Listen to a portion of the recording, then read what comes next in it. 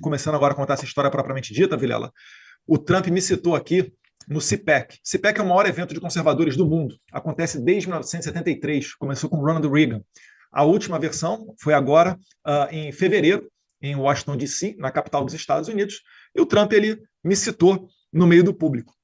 Ato contínuo, eu retornei ao Brasil e eu comecei a ver alguns parlamentares de esquerda subindo a tribuna e dando alguma entrevista, subindo o tom, dizendo que eu estava fazendo uma conspiração contra o Brasil, né, um ataque à soberania e tudo isso que vocês conhecem.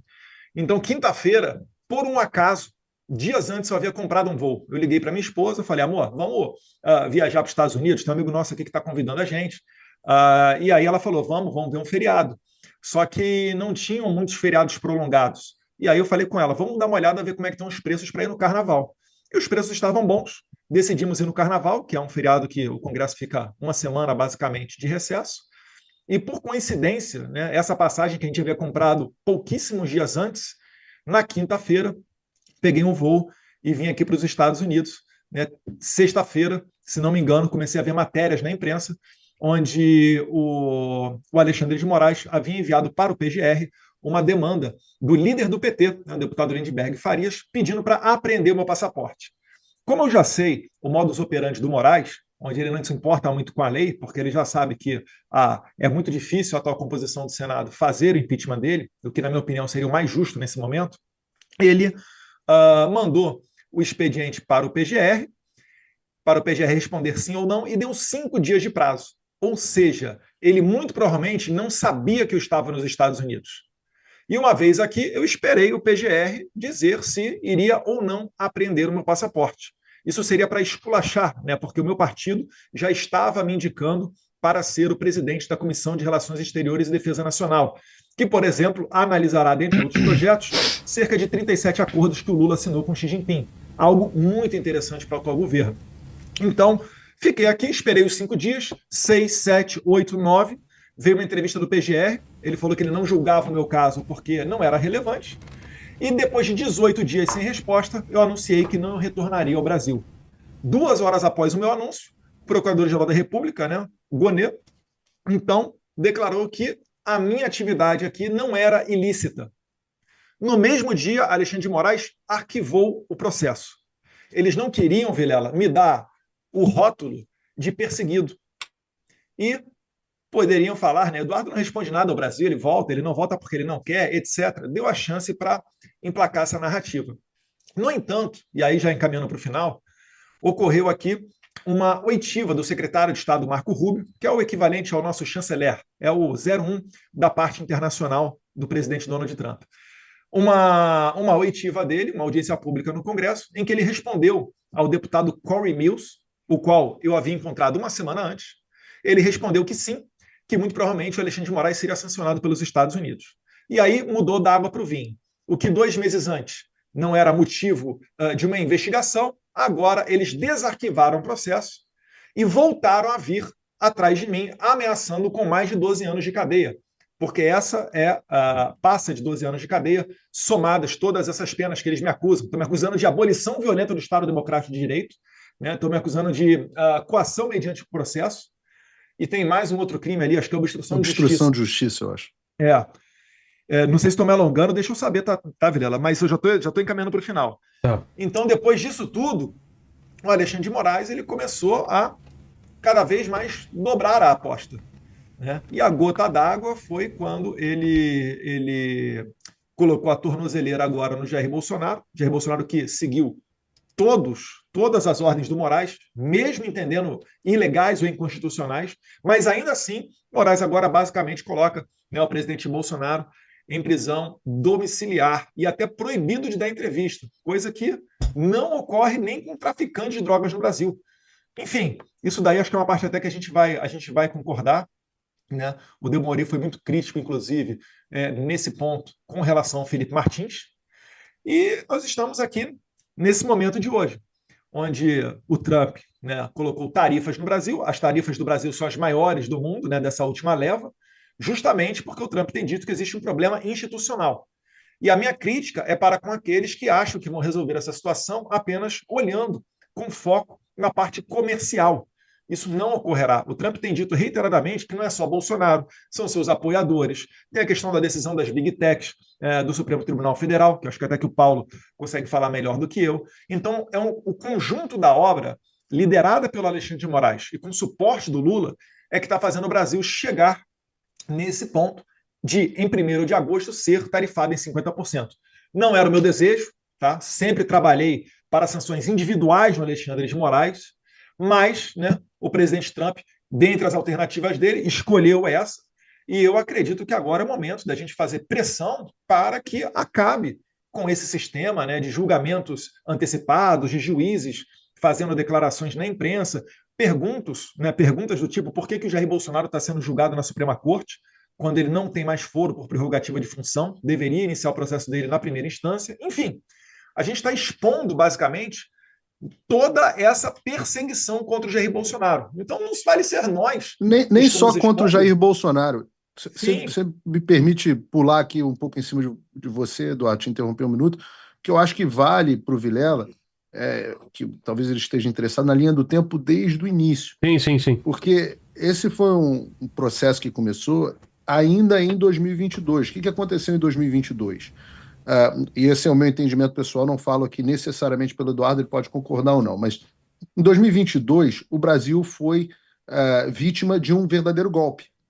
O entendimento é que o Alexandre de Moraes deu um golpe de Estado que se consumou em 2022 na condução do processo eleitoral naquele momento, um processo que não teve absolutamente nenhuma isonomia e que se utilizou de um sistema com diversas vulnerabilidades e que não contava com a credibilidade da população, de boa parte da população brasileira. Milhões e milhões de pessoas questionavam e ainda questionam a credibilidade do nosso sistema eleitoral.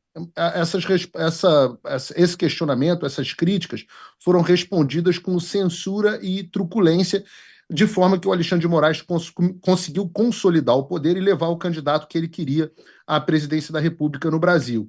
O meu entendimento pessoal foi que naquele momento não havia mais instrumentos de reação institucional no Brasil. O presidente Bolsonaro analisou uma série de instrumentos de resposta que estavam contidos dentro da Constituição, isso que as pessoas hoje estão chamando de golpe. O presidente sempre fez questão de ficar dentro das 4 linhas, eu também sempre fiquei dentro das 4 linhas. Eu percebi que o lugar onde nós poderíamos ter algum apoio institucional diplomático seriam os Estados Unidos. O que estava acontecendo nos Estados Unidos naquele momento? Os republicanos tinham acabado de ganhar as eleições de midterm, as eleições de meio de mandato, e recuperado a maioria na Casa dos Representantes, que é a Câmara dos Deputados aqui dos Estados Unidos. Eu olhei e falei, olha, agora a gente tem uma oportunidade, porque até agora a esquerda está agindo sozinha, influenciando pesadamente, inclusive, o processo eleitoral brasileiro, com a ajuda do Joe Biden, dos senadores e deputados democratas, etc, etc. Eu falei, agora é uma oportunidade de contra-atacar. E comecei a ter as primeiras reuniões, naquele momento o deputado Eduardo Bolsonaro ainda não estava, com os parlamentares.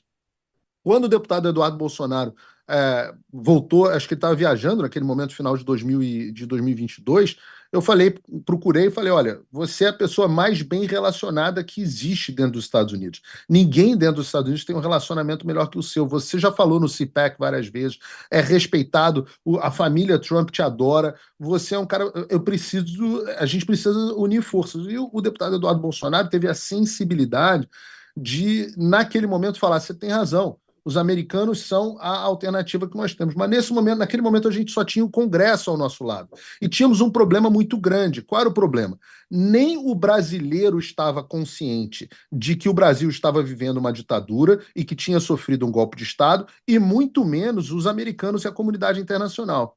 Então aí começa um trabalho de várias frentes. Primeiro, eu estou deixando o plano inteiro aqui, o plano diabólico inteiro colocado aqui para vocês. O primeiro foi, vamos participar do máximo de podcast, e vivam os podcasts, né? E programas de televisão e entrevistas que nós pudermos, e o Eduardo e eu nos dividimos aqui em centenas, fizemos Jordan Peterson, PragerU, Dinesh Souza, Steven Crowder, One American News toda hora, Newsmax, foi na Fox News, todos os lugares que você puder imaginar, a gente foi. Chegamos ao ápice de fazer uma audiência pública dentro do Congresso dos Estados Unidos, que foi muito importante, e começamos uma questão de pressão, numa tentativa de, naquele momento, fazer uma pressão diplomática com um objetivo, que não era relacionado exclusivamente ao presidente Bolsonaro. Isso é um erro que as pessoas cometem com muita frequência, de personalizar a questão. É claro que o presidente Jair Bolsonaro é um perseguido político e é o símbolo maior dos perseguidos políticos no Brasil, mas ele não é o único. Então, dentro dos benefícios que a gente está buscando, muito mais beneficiado do que o Jair Bolsonaro vai ser a Débora, que pintou a estátua de batom, vai ser o Rodrigo Constantino, que está com câncer, se tratando e não pode utilizar as próprias redes sociais. Vai ser o Alan dos Santos, vão ser as senhoras que o Alexandre mandou para o regime fechado de novo na semana passada. Vão ser todos os brasileiros que hoje estão calados porque tem medo de se manifestar. Uma pesquisa inacreditável mostrou no ano passado que 61% dos brasileiros têm medo de expressar suas opiniões nas redes sociais. Então, todas essas pessoas seriam beneficiadas. Bom, chegou o momento da vitória do Donald Trump. Donald Trump venceu as eleições. Então, todos os caminhos que nós estávamos utilizando do Congresso passaram a ser focados ao Poder Executivo, onde o Eduardo e eu, pelas relações que nós tínhamos construídas ao longo desse tempo, conseguimos ter portas abertas. E aí nós passamos de novo com esse trabalho de conscientizar o que vinha acontecendo dentro do Brasil. E aí nós fizemos, eu diria que dezenas e dezenas de reuniões no Departamento de Estado, no Departamento de Tesouro, no Departamento de Comércio, explicando, levando documentos, mostrando, olha, essa é a situação do Brasil, esses são os fatos do Brasil. Obviamente, no meio do caminho, o Alexandre foi dobrando a aposta. A gente fez um trabalho muito grande de conversa com a imprensa internacional e você começou a ter The New York Times mudando de posicionamento, passando a explicar o que vinha acontecendo no Brasil, o Washington Post, o Wall Street Journal, o Financial Times, a The Economist, revistas acima de qualquer suspeita, dizendo que o Alexandre de Moraes tinha de fato se tornado um grande tirano. Ele teve a treta dele lá com Elon Musk, e isso também trouxe muita visibilidade ao assunto. Isso foi sendo construído, até que nós chegamos num momento onde as violações de direitos humanos se tornaram flagrantes, as violações do Alexandre, da soberania americana, atacando empresas e indivíduos residentes e cidadãos americanos, se tornou flagrante, e o que se chama de corrupção. Aqui nos Estados Unidos isso é visto como corrupção, que é a utilização do seu poder, da sua posição, com benefício político próprio e do grupo político que ele representa. A gente pode falar do benefício político próprio, porque em breve eu creio que a família do Alexandre de Moraes também sofrerá outras consequências dessas ações, justamente por questão dos benefícios próprios da corrupção que isso enseja. Mas essa é a linha do tempo e foi assim que nós chegamos até aqui agora. Tchau, Pedamori. Em cima da linha do tempo, alguma pergunta? Sim, eu queria perguntar para o Eduardo. Eduardo, quem que você encontrou de mais alto nível aí da administração Trump nesse período?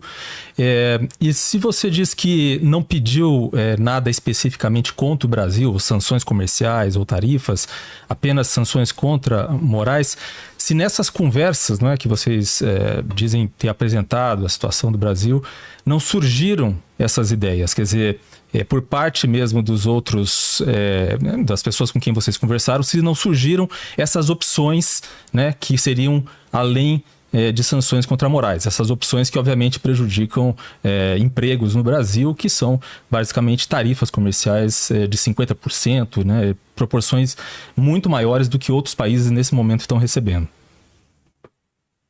Perfeito. Diogo, a gente não vive uma normalidade democrática no Brasil e eu tenho que preservar determinadas pessoas.